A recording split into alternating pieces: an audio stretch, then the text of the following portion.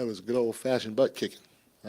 Give the Celtics a lot of credit, especially coming off a back-to-back. They for sure looked like the team that was waiting on us here. The 18 second chance points, the 30 fast break points. I mean, that's crazy.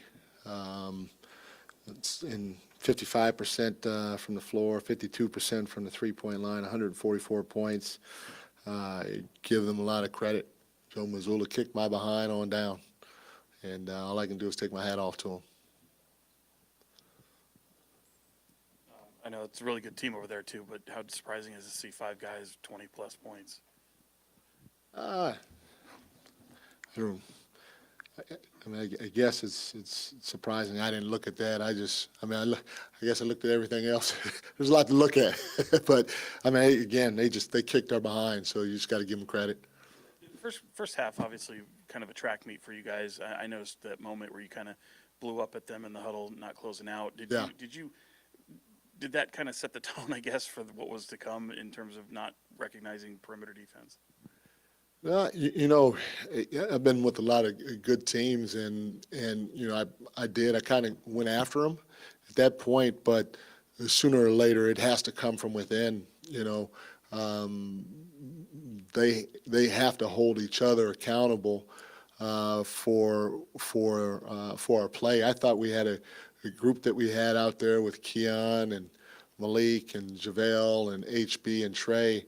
That was our best group. We actually competed, I thought, for a while on the defense end of the floor, and we didn't come up with 50-50 balls and stuff like that, and some things bounced their way, and they hit some threes when we did a pretty good job getting some stops. But besides that group being out there, I thought it was way too easy for Boston the whole night, and I mean, sooner or later, somebody's got to get tired of it and say something and look guys in the eyes and try to hold them accountable. That's what I tried to do, and it didn't work. And so we just traded baskets from that point on until they created some separation.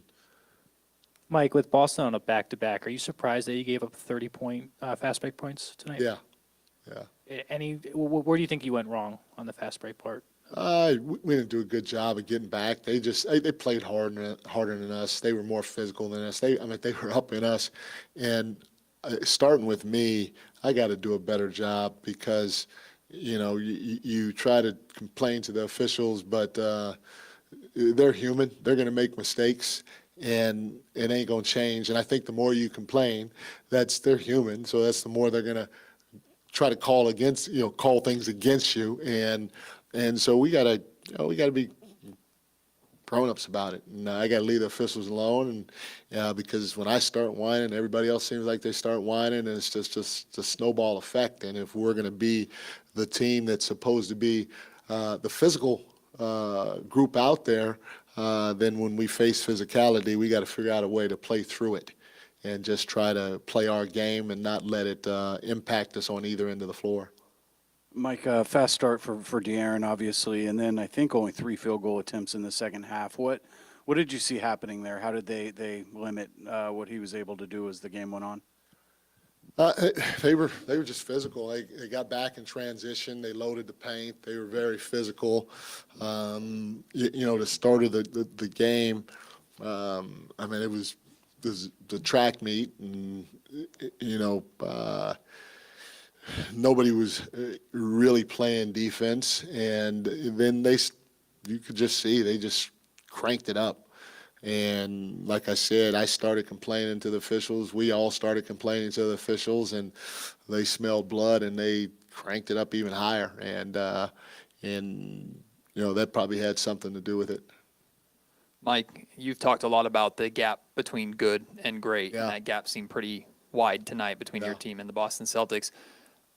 I mean, what do you take away from that? Is this almost a necessary evil for a team to experience something like this, to see what that difference is in real time? Yeah, for sure, because, like I said, sooner or later it has to matter to the players. And I say this, I'll never forget people talk about LeBron's greatness on the court.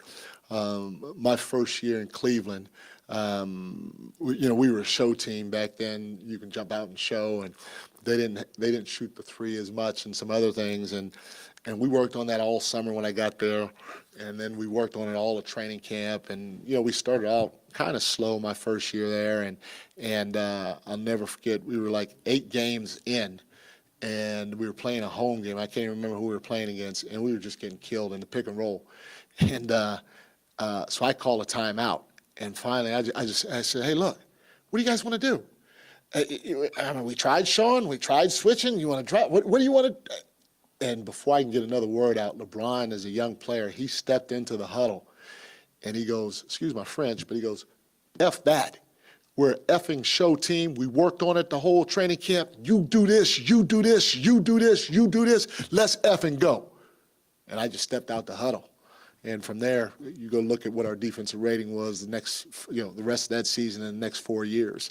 And sooner or later, all the great teams, whether it's Draymond and Andre Iguodala in Golden State, or even Tim, Avery Johnson, other guys in San Antonio.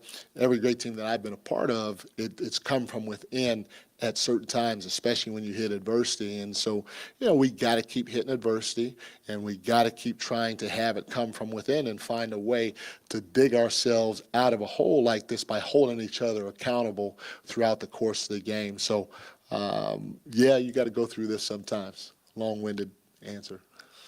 Yeah, Mike, learning something from these games doesn't seem like what your team is doing, though. You're like 6 or 7 times a season where they're not competitive and they let go of the rope out of like your 10 losses. Is there something you're seeing, or is there some way that you can connect with them on that, where they don't have games where it just looks like a complete blowout from relatively early in the game? Yeah, a lot of the games are when the physicality of the game by the other team impacts us. And like I said, when it does, it usually starts with us complaining, starting with me and everybody else on the bench, everybody on the floor complaining to the referees.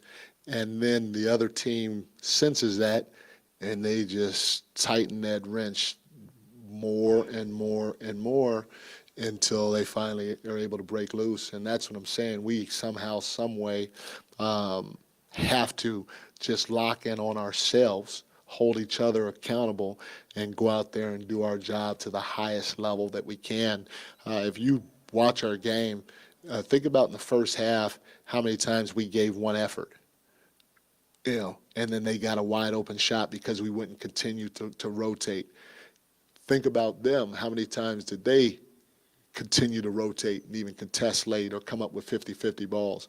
Those are telltale signs of, a team understanding at all times, no matter no matter what the score is or how much time's on the shot clock, you got to keep playing. Each possession's a 24-second possession, and you got to find ways to come up with the ball. And we did not do a great job of that tonight. Now, I will say that our guys have fought, and we're in a pretty good position. We'd like to be in a better position, and there are some games that we have not been competitive in, but most of the games we have.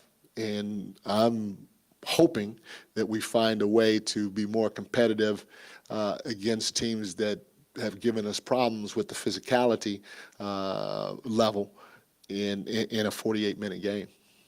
Yeah, Coach, on the topic of it needing to come from within, you've been really complimentary about De'Aaron being the best guy on this team, Yep. and his progress as a vocal leader. Is he the one that you really look at as you want to hear that from? It's got to start with him and Domas for sure, and then from there, we have other veterans that speak up. But then, once it's said or once it's done, especially the guys that are speaking up, they got to go out there and they got to do it. They got to leave the officials alone. They got to play hard. They got to try to execute the game plan. They got to keep talking out there and holding each other accountable, and keep trying to find ways that to get us back in a ball game if we're down big.